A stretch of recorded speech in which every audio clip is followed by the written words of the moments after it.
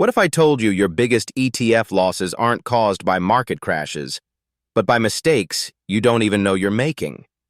Mistakes so subtle that even experienced investors fall for them, sometimes losing tens of thousands of dollars without ever noticing until it's too late.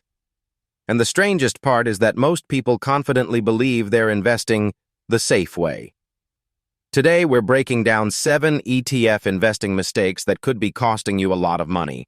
Mistakes real investors make every single day without realizing they're slowly destroying their long-term returns. And as you listen, try to guess which of these mistakes most people fall for. You might be surprised at how many you've made without even noticing. When you hear something that hits close to home, drop your answer in the comments. I'd love to see how many people fall into the same traps. Let's start with one of the most common and most expensive mistakes: buying an ETF based solely on its name.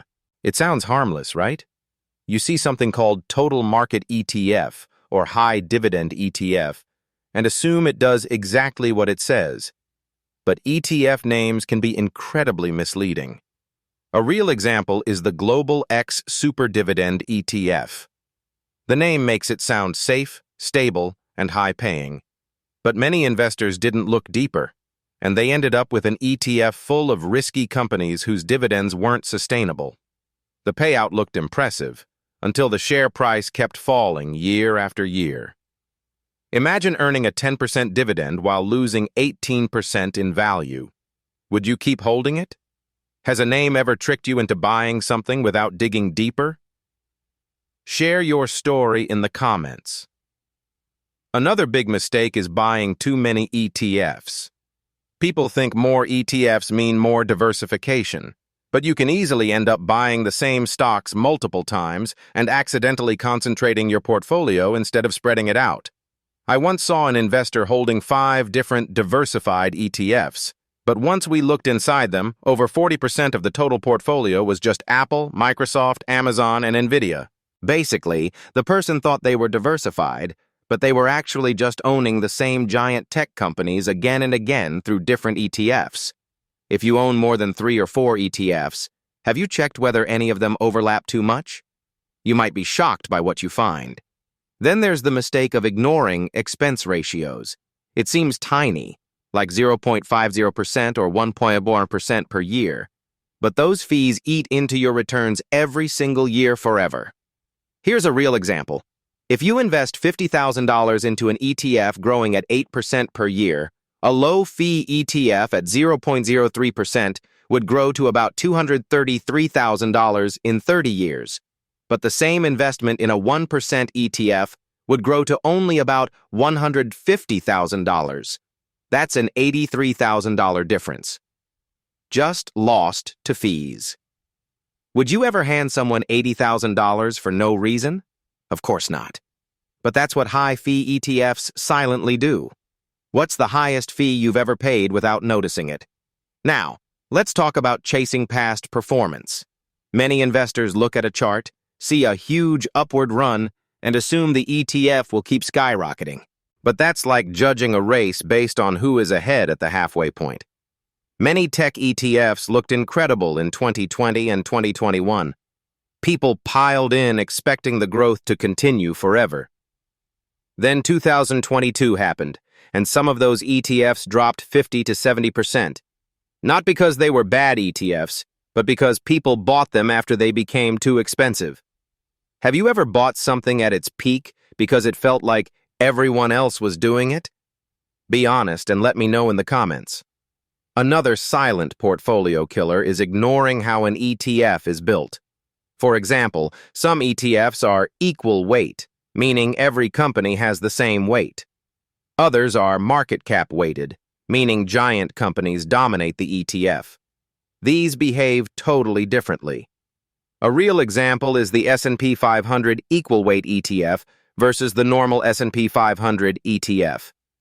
In certain years, one massively outperforms the other. Many investors buy the wrong version simply because they don't know the difference.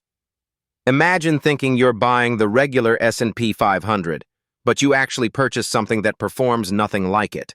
Before you buy any ETF, do you check how it's weighted, or do you rely on the name and hope for the best?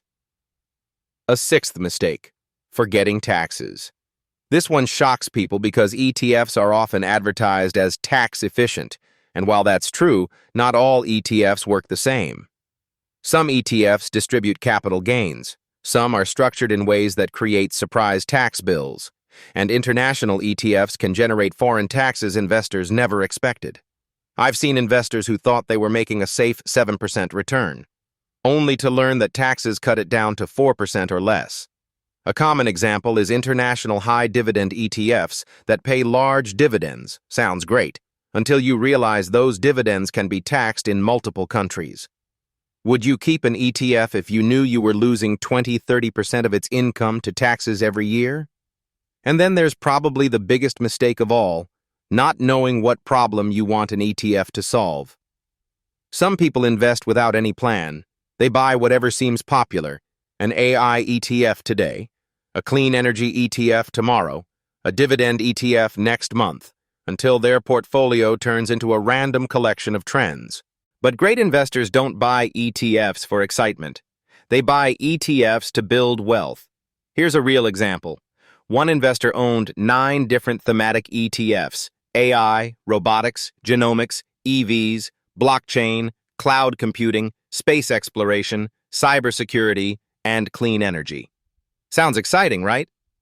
But the portfolio dropped 45% in 2 years because all those themes were volatile and moved in the same direction. What's the purpose of each ETF you own? Could you explain it in one sentence? If not, your portfolio might be built on noise, not strategy. Before we continue, if you're getting real value from this breakdown and it's helping you catch mistakes you didn't even know you were making, make sure you like this video, subscribe, and share it with someone who invests in ETFs. It helps a lot, and it keeps me motivated to create more content like this. Now, there's one more subtle mistake that quietly destroys long-term returns: timing the market. Some people wait for the perfect dip. Others panic sell during downturns. But missing just a few of the best days in the market can completely change your long-term return. A famous real-world example: between 2001 and 2022, if you stayed invested the whole time, your return could have been around 7% per year. But if you missed just the 10 best days because you panicked or tried timing the market, your return could drop to barely above 3%. And if you missed the 20 best days, you'd make almost nothing. Imagine losing decades of returns because of 10 days you didn't even realize were happening. Has timing ever cost you money or stress? Tell me your experience in the comments. When you combine all these mistakes, buying based on names, holding too many overlapping ETFs, ignoring fees, chasing performance, misunderstanding the ETF structure, overlooking taxes, lacking a plan, or trying to time the market, the losses can be massive. Yet the solutions are surprisingly simple.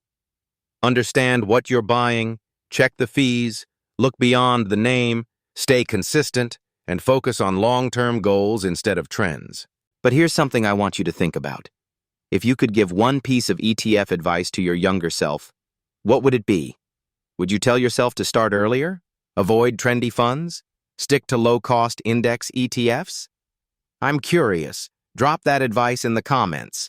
It might help someone else who's just starting their investing journey. If you enjoyed this documentary and learned something new that can save you money, don't forget to like, subscribe, and share this video with someone who needs it. The more people understand these mistakes, the more wealth we can build together.